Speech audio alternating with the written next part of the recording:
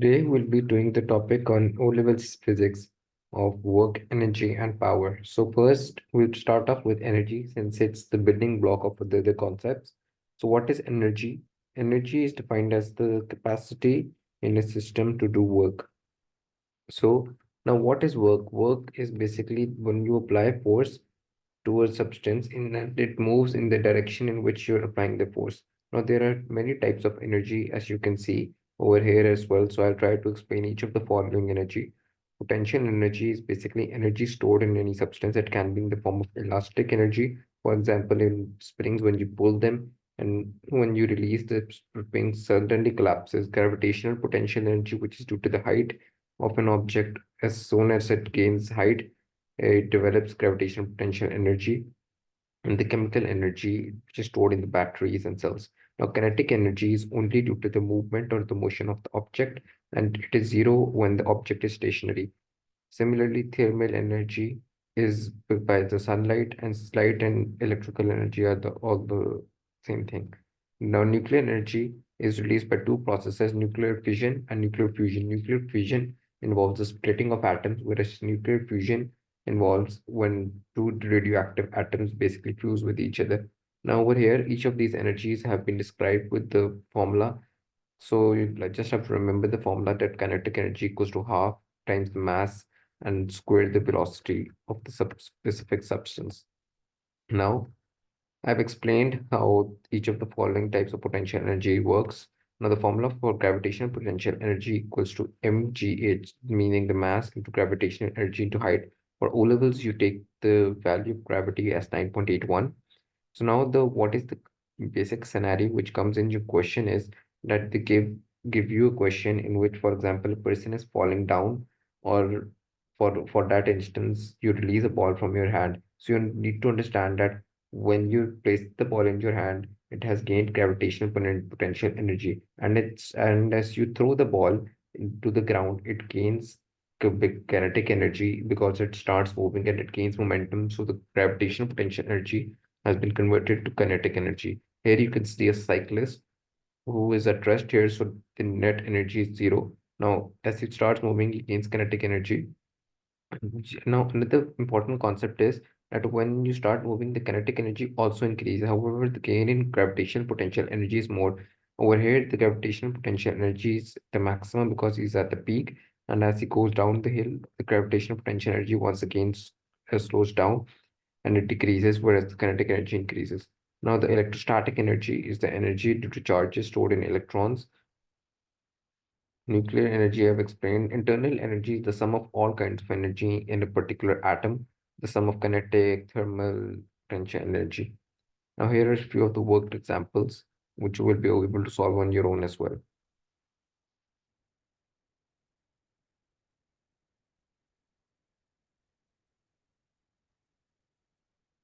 Now, in this case, this is a scenario which is tested repeatedly in the exam in which they give you a pendulum and they say that a pendulum is swinging. What they asked you is that at which A, B, C, D does the pendulum move the fastest? Now, at both at A and B, the pendulum has greatest gravitational potential energy since that has the maximum height. However, it doesn't have kinetic energy. It has the least kinetic energy over here. As it moves downwards, it gains kinetic energy and loses gravitational potential energy. Now, when they say that at which letter does it have greatest kinetic energy, the correct answer will be B because you can see it is at the bottom first.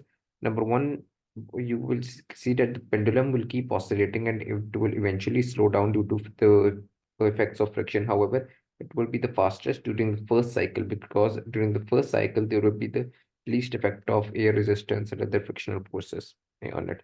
Now, the rule of thumb of energy conservation is that the total energy in a system remains constant. As explained to you, that energy is only transferred from one substance to another or from one form to another, for example, gravitational potential to kinetic to thermal.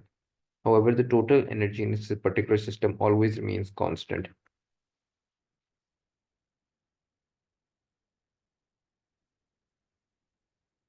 In this case number two, they've given you a scenario of a bouncing ball on which I explained previously as well, that how we drop ball from above and the gravitational potential energy is converted into kinetic energy. And we all know that due to wear and tear and the effect of air resistance, eventually the ball will stop. However, in some scenarios, they can tell you that we can neglect air resistance. So in that case, the gravitational potential energy will be 100% converted into kinetic energy. Now we'll be talking about work. I told you that the definition of work in the first scenario I talked about, and need to know that the SI unit for energy is joules and for work it is Newton.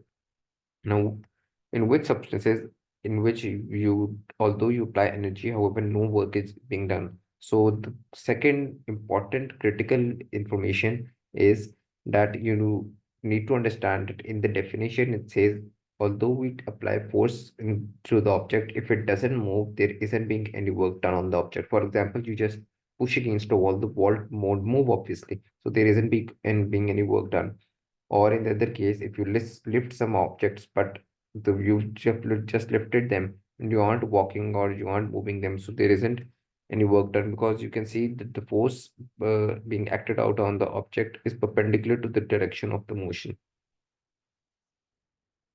Over here, they've shown again how gravitational potential energy is being converted into kinetic energy. This is an extremely important concept. And you can see that if a person is lifting an object, if he's doing the work done equals to gravitational potential energy because he's lifting it. Now we'll come to the last part of the topic, which is about power. So power, the general formula for power equals to the work done over time, because power is the work done in a specific time period. And the only difference between work and power is that power is relative to time. So another formula for power can be power equals to E over T, or E equals to PT. The another thing formula which isn't written over here is the Einstein's formula, which has been basically sometimes repeated in the question as well. It's E equals to mc square, whereby m is the mass and c the speed of light, and you just have to basically square the speed of light. So the SI unit for power is watt, unlike work, which was Newton, and it is a scalar quantity. I hope you know that scalar quantities are substances which have a magnitude, but they don't have any direction, whereas vectors are those which have both a magnitude and a direction. And a watt can also be written in this format, joules per second. Now, if it want to label it in terms of force and velocity, the same power formula for power can be written as P equals to FV, whereas where V is the velocity or the speed of the object, because V equals to d over t, distance over time. So it can be worked out in the same P equals to FV. Now, why I've told you this formula, because in some scenarios you will be only given either the force and the work on the force on the velocity of the substance, and you'll be set to calculate the power. Now, efficiency. I hope you several times basically in your everyday lives heard that you need to be efficient. So what does efficient mean? Just like the word implies, that efficient means the useful work you've done.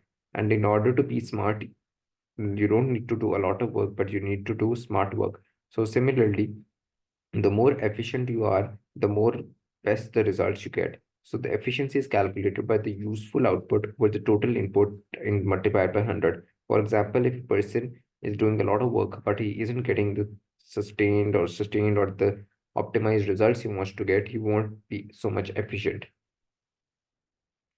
So the most of the examples questions which come into efficiency are terms of the electric motor, in which they say that calculate the efficiency of the motor, for example. So you'll be just for the amount of energy, you'll calculate the amount of energy which has been wasted. You'll subtract the total energy output from the total energy which has been input, and then divide the output with the input and multiply it as to get the specific percentage of the question. I hope you like the video. Thank you.